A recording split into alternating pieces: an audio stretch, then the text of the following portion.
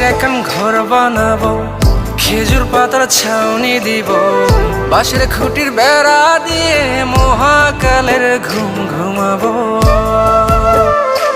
আমি মাটির এখন ঘর বানাবো, খেজুর পাতার ছাউনি দিব, বাঁশের খুঁটির বেড়া দিয়ে মহাকালের ঘুম ঘুমাবো।